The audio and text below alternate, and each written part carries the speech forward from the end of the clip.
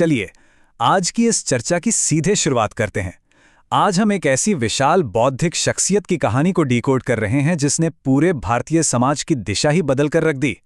हम बात कर रहे हैं डॉक्टर भीमराव रामजी आम्बेडकर की।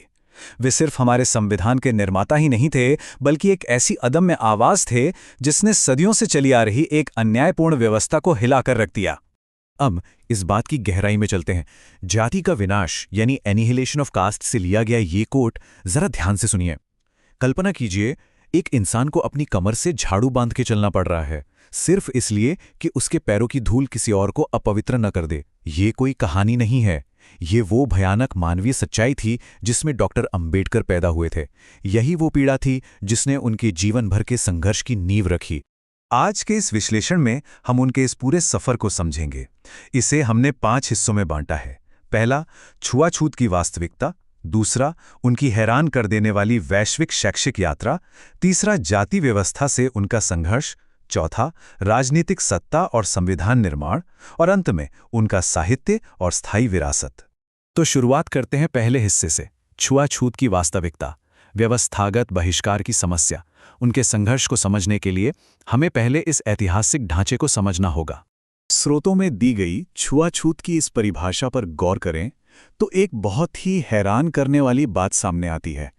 ये सिर्फ लोगों का आपस में बुरा बर्ताव नहीं था, इससे धार्मिक विचारधारा का पूरा सपोर्ट मिला हुआ था।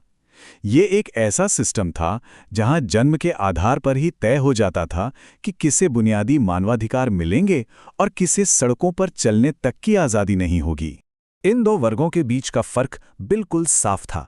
एक तरफ वे लोग थे जो अपना वर्चस्व बनाए रखने के लिए मनुस्मृति जैसे प्राचीन ग्रंथों का हवाला देते थे, और दूसरी तरफ वे लोग जिन्हें पीढ़ियों से जानबूझकर अज्ञानता और अभाव में रखा गया। डॉक्टर अंबेडकर ने यही स्पष्ट किया कि ये फर्क कुदरती नहीं था, बल्कि इंसान का बनाया हुआ था। अब आते हैं दूसरे हिस्से पर, एक वैश्विक शैक्षिक यात्रा, संघर्ष की तैयारी। ऐसे दमनकारी माहौल से निकलकर कोई खुद को ताकतवर कैसे बना सकता है? डॉक्टर अंबेडकर ने इसका जवाब शिक्षा में खोजा, और ये टाइमलाइन इस बात का बेहतरीन उदाहरण है। 1912 में बॉम्बे यूनिवर्सिटी, फिर सीधा न्यूयॉर्क की कोलंबिया यूनिवर्सिटी, और फिर लंदन स्कूल ऑफ इकोनॉमिक्स। 1920 के उस दशक में जब आम भारतीयों के लिए बुनियादी शिक्षा पाना भी मुश्किल था, तब उन्होंने दुनिया के सबसे प्रतिष्ठित संस्थानों से डीएससी और पीएचडी जैसी डिग्रियां हासिल की। ये अपने आप में किसी चमत्कार से कम नहीं था। 50,000, जरा इस नंबर को दिमाग में बिठाइए। डॉक्टर अंबेडकर के बॉम्बे स्थित निजी पुस्तकालय में मौजूद किताबों की ये संख्या थी। ये कोई मामूली आंकड़ा नहीं है, ये दिखाता है कि ज्ञान को लेकर उनकी भूख कितनी असीम थी। वे जानते थे कि सदियों पुरानी इस जंजीर को तोड़ने के लिए बौद्धिक रूप से सशक्त होना सबसे जरूरी है। तीसरा हिस्सा, जाति व्यवस्था से संघर्ष, कार्रवाई और प्रतिरोध। अब ज्ञान अर्जित हो चुका था और वक्त था इस ज्ञान को सीधे एक्शन में बदलने का।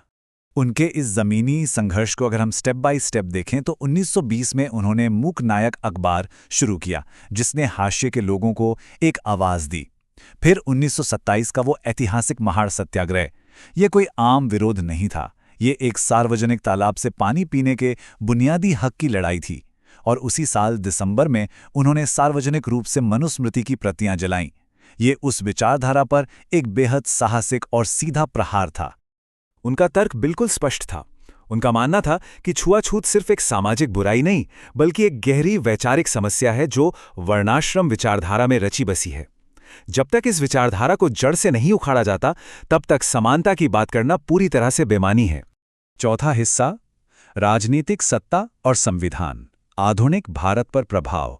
सड़कों के संघर्ष से आगे बढ़कर डॉक्टर अंबेडकर समझ गए थे कि व्यवस्था बदलने के लिए सत्ता और कानून बदलना होगा। उनके इस राजनीतिक सफर पर नजर डालिए। 1919 में ही उन्होंने अलग निर्वाचक मंडल की मांग शुरू कर दी थी। उनकी इसी दूरदृष्टि का नतीजा था कि 1947 में उन्हें आज़ाद भारत का पहला कानून मंत्री बनाया गया। और सबसे बड़ा मील का पत्थर आया 1950 में, जब वे संविधान की प्रारूप समिति के अध्यक्ष बने। यहीं उन्होंने कानूनी समानता को देश के डीएनए में शामिल कर दिया। तो यहाँ सबसे अहम बात यह है कि डॉक्टर अंबेडकर की लड़ाई सिर्फ जाति तक सीमित नहीं थी, वे भारत में जेंडर इक्वालिटी के भी बहुत बड़े पैरोकार थे। उन्होंने हिंदू कोड बिल पेश किया, जिसका मकसद महिलाओं को संपत्ति, तलाक और विरासत में पुरुषों के बराबर हक देना था। उस दौर के रूढ़िवादी समाज में ये एक बहुत ही क्रांतिकारी कदम था। और आखिरी 5वां हिस्सा, साहित्य और स्थायी विरासत, भविष्य का लेखन। राजनीति से परे उनका लिखा हुआ साहित्य आज भी हमें रास्ता दिखाता है। 1946 में आई उनकी किताब हु वर द शूद्रास का ये टाइटल पेज बहुत कुछ कहता है।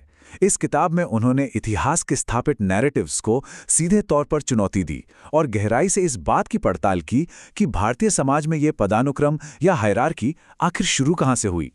इस किताब का ये डेडिकेशन पेज देखिए। उन्होंने ये किताब महात्मा ज्योतिराव फूले को समर्पित की। ये इस बात का सबूत है कि डॉक्टर आंबेडकर खुद को इतिहास के एक बहुत बड़े सामाजिक न्याय आंदोलन का हिस्सा मानते थे और अपने से पहले आए समाज सुधारकों के योगदान का पूरा सम्मान करते थे। और इसी किताब की प्रस्तावना के इन पन्नों में डॉक्टर आंबेडकर ने निडर होकर लिखा है कि उनकी रिसर्च के निष्कर्ष रूढ़िवादी मान्यताओं पर किसी परमाणु बम की तरह गिरेंगे। सोचिए, वे स्थापित हठधर्मिता और समाज की रूढ़ियों से सीधे टकराने के लिए कितने दृढ़ संकल्पित थे।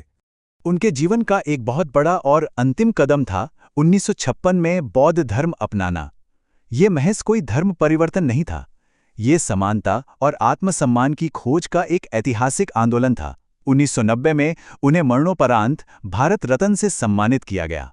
आज हैदराबाद में बनी उनकी 125 फुट ऊंची प्रतिमा इस बात की गवाही देती है कि एक आधुनिक लोकतंत्र के निर्माता के रूप में उनका कद लगातार बढ़ा ही है।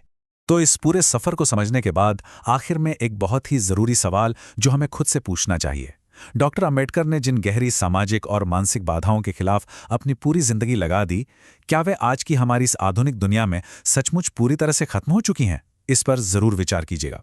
आज के इस विश्लेषण में हमारे साथ जुड़ने के लिए आपका बहुत बहुत शुक्रिया।